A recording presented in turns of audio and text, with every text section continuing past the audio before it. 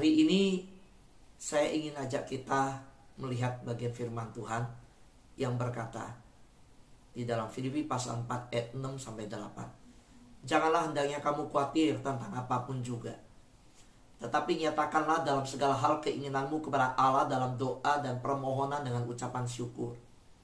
Damai sejahtera Allah yang melampaui segala akal akan memelihara hati dan pikiranmu dalam Kristus Yesus.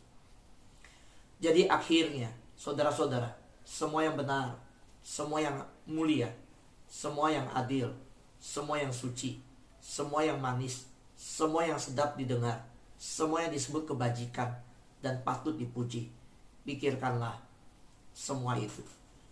Pikiran kita bisa dipenuhi dengan kekhawatiran. Hidup ini pilihan. Mau diisi dengan ayat 8 Filipi pasal 4 ayat 8 yang berkata, pikirkan semua yang benar, mulia, suci, adil, yang begitu indah diungkapkan oleh Paulus. Atau kita mau memasukkan kekhawatiran. Pikiran kita adalah medan pertempuran. Dan di dalam pikiran kita, apa yang kita masukkan itu tentu iblis juga berusaha memasukkan pikiran-pikiran yang negatif. Tapi Tuhan bilang begini, apa yang masuk tidak menajiskan, tapi apa yang keluar itu yang menajiskan. Jadi kita bisa dengar terjadi hal yang negatif. Kita bisa dengar hal-hal yang ternyata itu gosip. Kita bisa mendengar hal-hal yang menyentakkan hidup kita, mengejutkan kita. Kita bisa menerima kabar yang tidak kita duga. Tetapi Tuhan bilang, waktu kita masuk hadirat Tuhan malam hari menyembah, waktu pagi kita memuji menyembah Tuhan dan doa. Semua yang sudah masuk seharian, ya, ketika selesai kita ibadah begini, kita menjalani hidup, bisa banyak hal negatif sekitar. Mata kita lihat, telinga kita dengar. Tetapi Tuhan berkata, apa yang keluar itu yang menajiskan, bukan apa yang masuk. Jadi saudara bisa dengar yang negatif, tapi mulut saudara tidak meneruskan yang negatif yang saudara dengar. Saudara bisa di pikiran berpikir, aduh, ini gimana ya nanti? Bagaimana dengan ini ya? Wah, saudara dipikir. Nah, iblis akan memakai ladang pikiran itu untuk menaburkan hal yang negatif pikiran. Tetapi ketika engkau tidak menerimanya, engkau tidak mengatakan yang negatif itu, maka engkau tidak najis. Apa yang menjadi najis? Ketika pikiran yang negatif itu engkau terima, lalu ketika engkau perkatakan, yang keluar itulah yang najis. Saudara mungkin ada kekhawatiran tentang anak saudara, lalu saudara mulai memperkatakan bahwa, aduh, kamu ini dari dulu loh nilaimu merah. Saya khawatir loh, saya takut loh, kamu bisa sekolah tinggi gak? Jangan-jangan putus sekolah nanti. Waduh saudara, jangan bicara begitu di depan anakmu.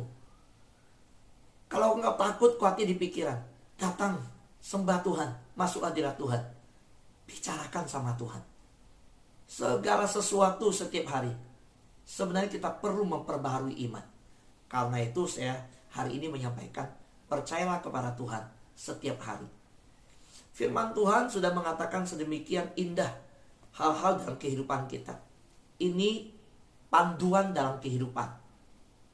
Jangan khawatir tentang apapun juga. Saya sudah mengajak kita berjalan dalam ayat-ayat ini beberapa waktu lalu. Seluruh ayat ini kita pernah ikutin satu persatu. Karena itu, yuk kita masuk. Saya ingin ajak saudara selanjutnya melangkah kepada bagian ini. Percaya.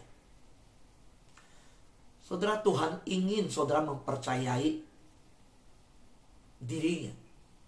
Dan Tuhan ingin saudara meminta kepadanya. Inilah berita untuk kita hari ini. Tuhan ingin saudara mempercayainya. Dan Tuhan ingin saudara meminta kepadanya. Ada banyak yang berkata saya percaya kepada Tuhan, tetapi memikul beban dan pergumulan sendiri.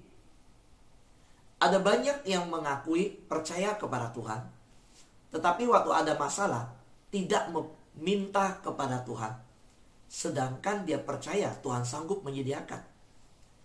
Itu bukan percaya yang sepenuhnya. Yang Tuhan mau kita bukan hanya mempercayai setiap hari. Waktu kita mempercayai, Tuhan memperbaharui iman kita. Dan hari itu ada kekurangan, ada kekhawatiran, ada pergumulan. Mintalah kepada Tuhan. Mempercayai Tuhan berarti meletakkan kepada Tuhan persoalan kita pada hari itu juga. Kalau kita mempercayai Tuhan, kita juga berani untuk memperkatakan kebutuhan kita kepada Tuhan. Dan dalam ayat tersebut Tuhan sudah nyatakan bahwa Tuhan membuka diri dan berkata, janganlah engkau khawatir, katakan segala sesuatu kepada Tuhan. Itu yang Tuhan nyatakan. Kalau kita lihat Matius pasal 6 ayat 11, Tuhan mengajar murid-muridnya berdoa, berikanlah kami pada hari ini makanan kami yang secukupnya. Tuhan kan menyatakan, minta. Ini sebuah ungkapan doa. Berikanlah kepada kami sebuah permintaan. Sebuah doa yang di dalamnya berisi permohonan. Dan waktu murid berkata, ajarkanlah kami berdoa, Yesus bilang, ini isi doanya. Dan salah satu isi doanya, berikanlah kami pada hari ini makanan kami yang secukupnya. Sahabat doa, seperti tadi yang saya katakan,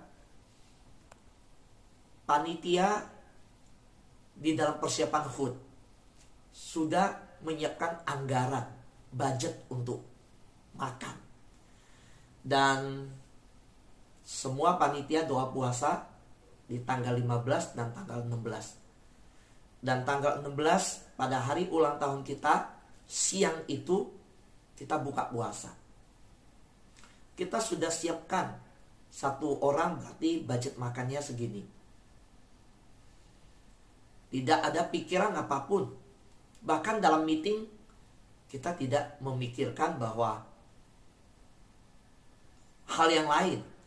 Tapi ketika semalam saya benar-benar melihat bukan berbicara tentang jumlahnya, tentang angka. Tetapi bukan angka persembahan, bukan jumlah persembahan. Tetapi saya melihat itu cara Tuhan yang meneguhkan pelayanan ini.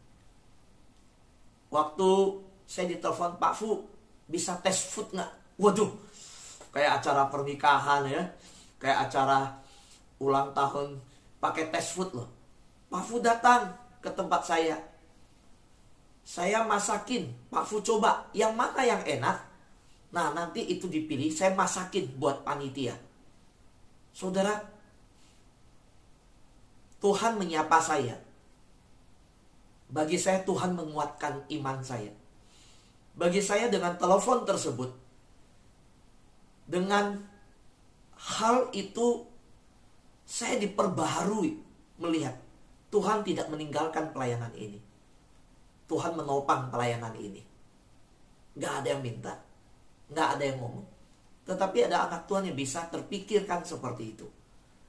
Saudara, saya percaya bahwa doa ini saudara percayai dan saudara perkatakan, berikanlah kepada kami pada hari ini makanan kami yang secukupnya.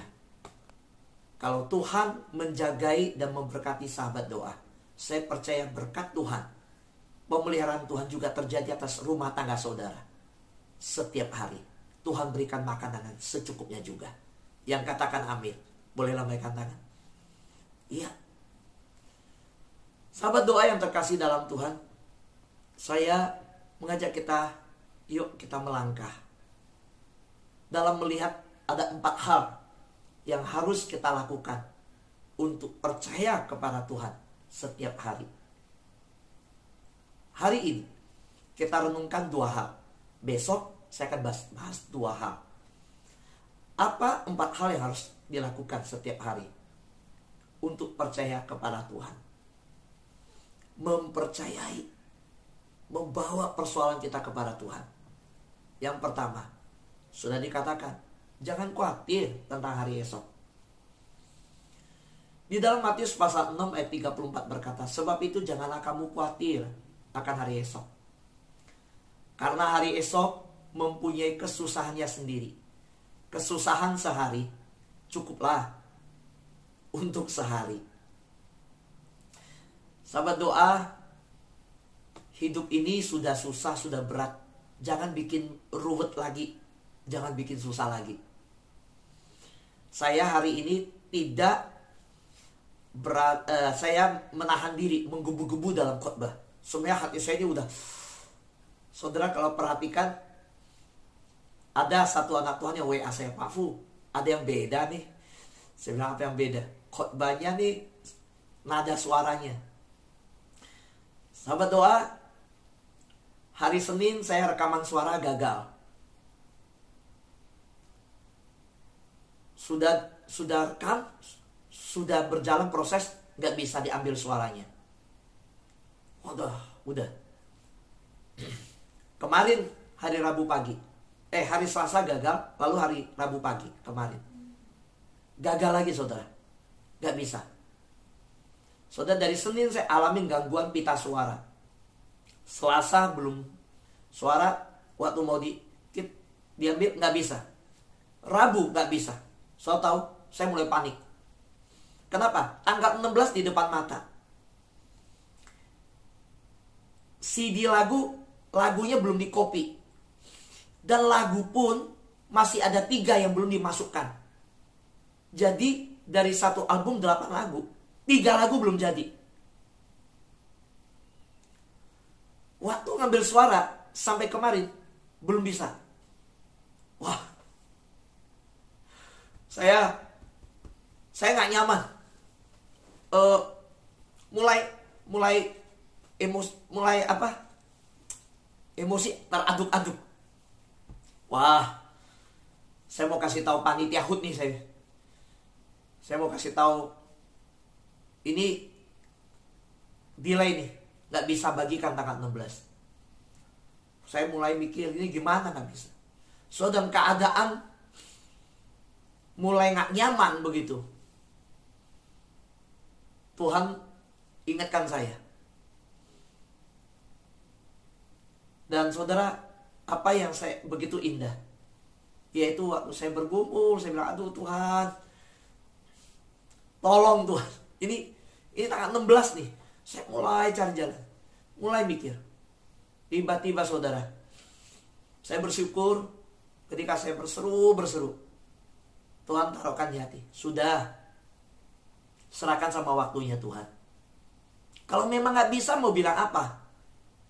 Suarakan dari Tuhan. Masih syukur loh, suara terganggu loh. Kalau suara gak keluar, Tuhan gak kasih gimana? Oh iya Tuhan. Saya langsung, ya baik. Saudara, ketika saya berserah, saya gak mau paksakan tanggal tersebut. Ya udah, oke Tuhan, saya terima. Waktu saya tidak paksakan keinginan saya terima apa yang jadi kehendak Tuhan. Langsung, saudara, saya tidak emosi, tidak uring-uringan, tidak panik lagi. Dan udah, saya jalanin pelayanan kemarin. Jalanin, fokus. Nah, semalam Tuhan berikan firman ini. Percayalah kepada Tuhan setiap hari. Wah, saya bilang, Tuhan ampuni, tadi pagi waktu gagal ambil suara kedua kalinya, saya agak gak nyaman pokoknya. Ada yang gak enak di hati saya. Gak nyaman, saudara. Saya mau menyalahkan, mulai, wah ini nih gara-gara ini gara-gara makan ini nih. Saya mulai mikir, Minggu nih kehujanan, hari Minggu makan rujak Medan nih, pedes. Hari Senin minum es kopi lagi, nggak pernah minum es. Saya tipe yang nggak pernah mau minum es. Bisa coba, kok bisa lupa ya? Aduh. Nah, lucunya lagi, sendiri yang salah. Mulai nyerempetnya ke istri, gitu. Kamu sih nggak ingetin saya, udah tahu loh. Soalnya kadang-kadang kita itu bisa cari kambing hitam, kambing putih, kambing orange ya, kambing kuning ya. Terus Selasa, udah.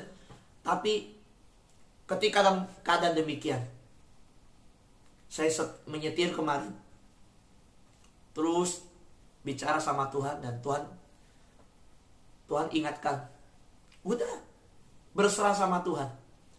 Hubungin panitia, telepon, kasih tahu panitia, kita delay ya. Udah, waktu dapat jawaban itu, langsung lega loh saudara. Langsung lega. Ya udah, di mobil saya pasang lagu rohani. Iya, sepi bener, pasang lagu rohani, nyembah Tuhan aja, udah lupakan udah. Puji Tuhan. Dapat bener semalam. Oh iya, percayalah kepada Tuhan setiap hari. Inilah firman yang saya mau bagikan. Jadi bagaimana bisa kita percaya kepada Tuhan setiap hari? Ada 4 hal. Jangan khawatir hari esok. Kesusahan sehari, cukuplah sehari. Saya alami loh saudara kemarin pergumulan ini. Maka saya sangat dikuatkan dengan bagian ini. Yang kedua, saudara, saya dapat dalam perjalanan rohani kemarin, ketika terus terkoneksi dengan Tuhan, berbicara di hadirat Tuhan, kekhawatiran itu bukan hanya kebiasaan buruk loh saudara. Itu dosa loh saudara. Kalau khawatir, oke sekali. Tetapi kalau udah masuk kekhawatiran terus menerus, itu bukan biasa khawatir sih. Enggak. Kalau orang khawatir ya sekali selesai. Kayak kemarin saya khawatir, ini gimana nih tanggal 16 gak selesai nih. Sampai yang merekam suara saya, aduh Pak, Bapak mau teruskan? Kalau teruskan hasilnya jelek loh. Saya diem di depannya. Ya udah terserah. Kalau saya terserah Bapak sih. Kalau Bapak mau teruskan, saya ikutin. Tapi kalau Bapak nanya saya mau bilang jujur, ini tidak seperti suara Bapak. Pasti jelek hasilnya. Saya mau paksain loh saudara. Saya diem. Saya gak kasih dia pergi. Diam. Tapi ada kemarahan di hati. Mulai, aduh, ini 16 di depan mata. Dari Batam datang, dari Surabaya datang. Kita mau titip, mau hemat biaya juga. Mau titip. Terus saya mulai pikir, gimana ini? Tapi saudara, saya bersyukur. Tuhan tolong saya untuk menyadari. Menyadari apa? Kekhawatiran bukan hanya kebiasaan buruk. Itu adalah dosa. Sahabat doa yang terkasih dalam Tuhan, percayalah, Tuhan pasti menepati janjinya. Dan jangan saudara, gini loh saudara, jangan gak percaya Tuhan. Saudara dapat percaya bahwa Tuhan itu pasti menjaga, Tuhan pasti pelihara, Tuhan pasti lindungi, Tuhan pasti tepati janjinya. Mungkin kita saat ini alami pergumulan yang berat dalam rumah tangga. Kita mengalami pergumulan berat, suami kita sedang mencari pekerjaan. Saudara sudah dengar, saya bagikan kesaksian Bu Mary yang dari Depok, suaminya 8 bulan berdoa untuk pekerjaan. Pak Fu, kita berdoa. Ayo kita doa. Saya bilang, kita teruskan informasi ke tim doa juga. Waktu itu tim doa belum dapat kabarnya. Ya, ternyata saya dihubungin, tapi informasi itu tidak diberitahukan ke tim doa. Jadi sahabat doa, kita itu ada tim doa ya. Saya sudah kirimkan nomornya juga kan, kita sering umumkan. Saudara, kalau bisa tolong jangan kirim ke saya aja. Kalau kirim ke saya, oke, saya terima. Tapi kirim ke 2 orang, kirim ke saya, kirim ke mereka juga. Karena kalau di saya, kadang-kadang saya kelupaan terusin infonya ke tim doa. Bisa terjadi ya. Jadi, puji Tuhan, di umur 58, umur 58 loh belum saudara, masih diterima bekerja di Indotrak. Itu anugerah Tuhan. Indotrak, tepuk tangan bagi Tuhan kita ya, yang dahsyat ya. Amin. Ada anak Tuhan yang sedang dalam bisnis, cari tempat, bergumul doa. Tuhan bisa kasih tempat yang baik, persis di samping hotel dalam usahanya itu. Ada di kota di Manado. Oh, itu jawaban doa. Jadi sahabat doa yang terkasih dalam Tuhan, percayalah ya, percayalah bahwa Tuhan pasti menepati janjinya. Tuhan rindu saudara untuk dapat mempercayai dirinya. Percayalah diri Tuhan bisa menjaga saudara, melindungi saudara, menyertai saudara.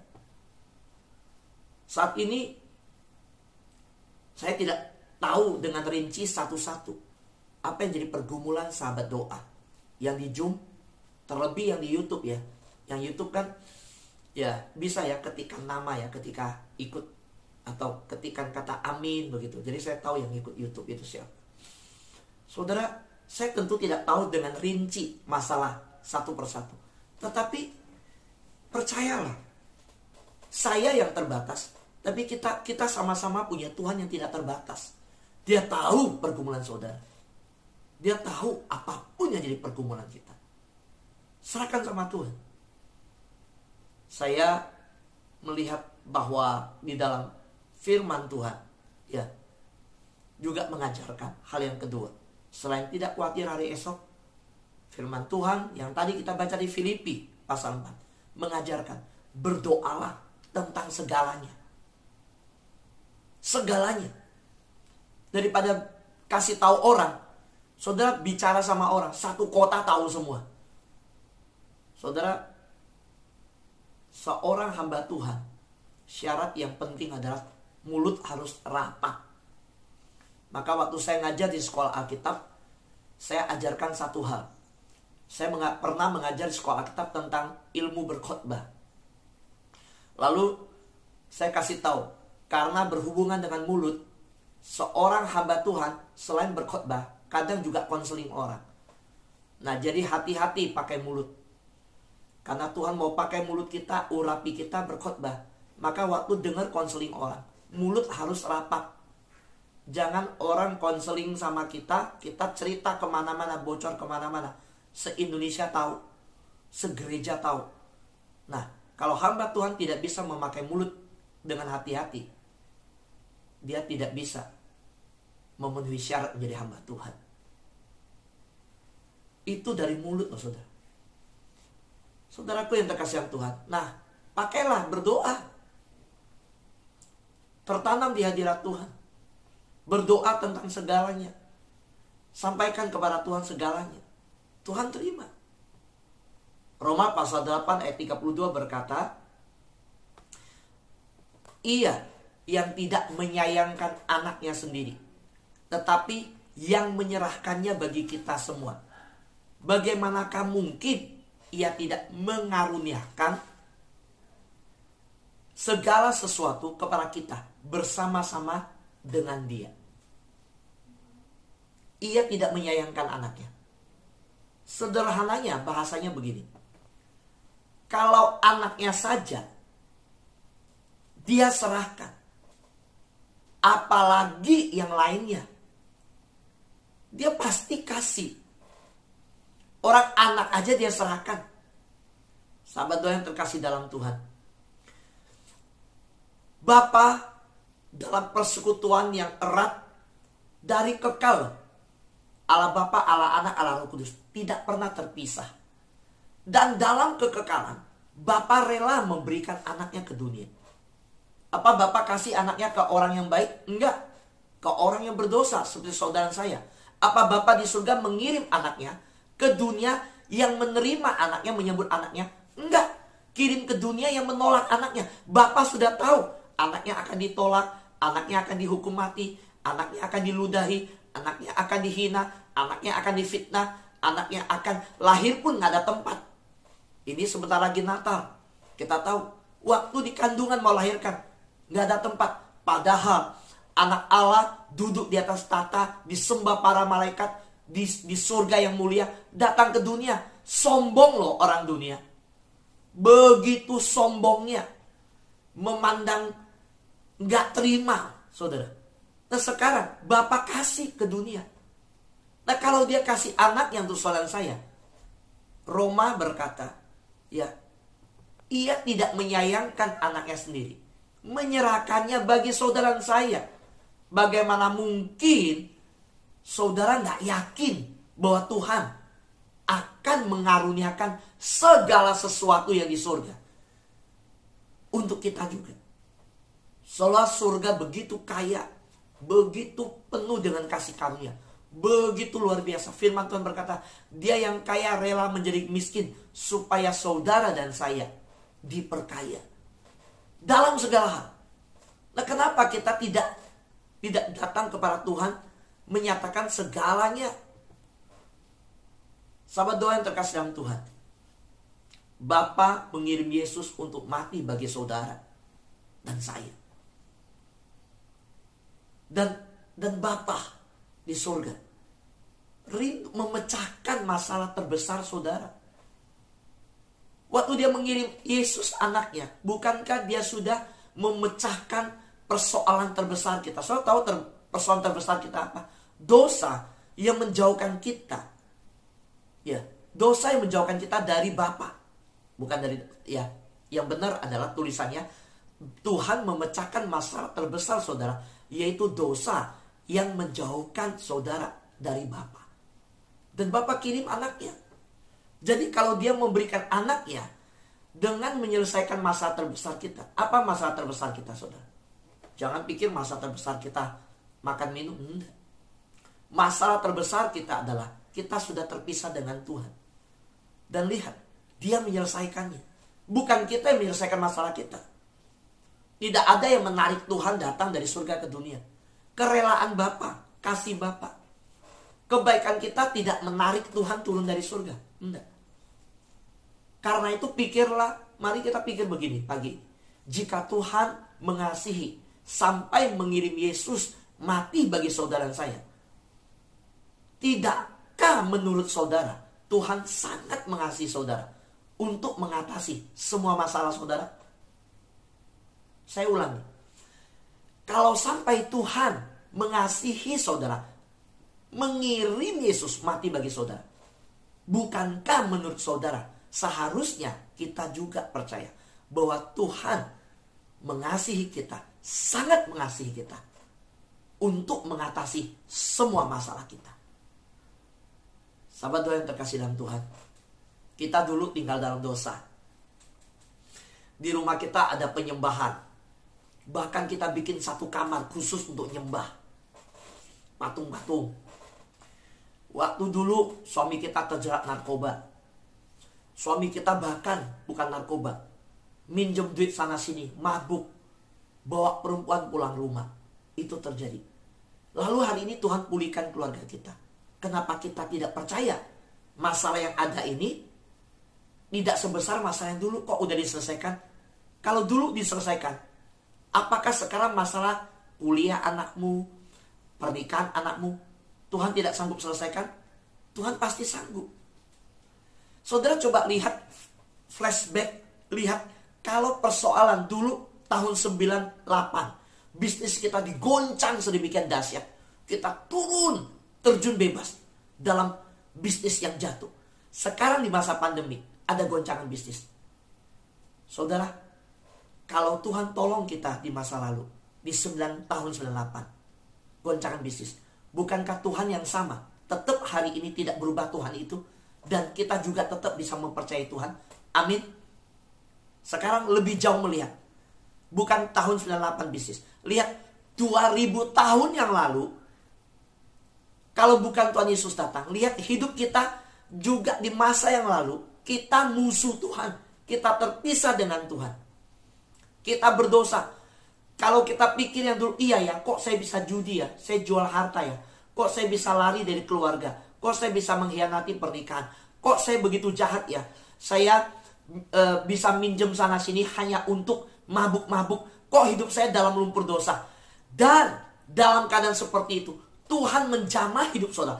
Tuhan tangkap saudara di diskotik, Tuhan tangkap saudara di meja judi, Tuhan tangkap hidup saudara, dan saudara dipertobatkan oleh kuasa Tuhan. Ada orang yang tidak berhenti menginjili hidup saudara. Ada orang yang datang bicara sama saudara. Ada orang yang datang ke rumah mendoakan saudara. Saudara pernah juga masuk ICU. Saudara pernah terbaring sakit. Ada Tuhan yang menjamah hidup saudara. Kalau di masa itu Tuhan mendamaikan saudara dengan Dia, bukan saudara yang cari Tuhan. Tuhan cari saudara di ICU. Tuhan cari saudara waktu bangkrut. Tuhan cari saudara waktu jatuh. Tuhan pulihkan saudara. Sekarang hari ini Tuhan minta saudara adalah percayalah kepada Tuhan. hari ini bahwa Tuhan juga rindu memulihkan saudara dengan masalah saudara. Jangan khawatir hari esok. Datanglah sama Tuhan, bawa segalanya. Apapun yang saudara hadapi, saya tidak tahu masalahnya. Tapi yang Tuhan mau, bawa semuanya, datang sama Tuhan. Percayalah kepada Tuhan hari ini. Saya sudah mengalami kemarin pergumulan itu. Dan saya semakin dikuatkan. Maka saya mau setiap hari tetap percaya kepada Tuhan. Tuhan sanggup menolong saya. Amin. Tuhan berkati kita semua.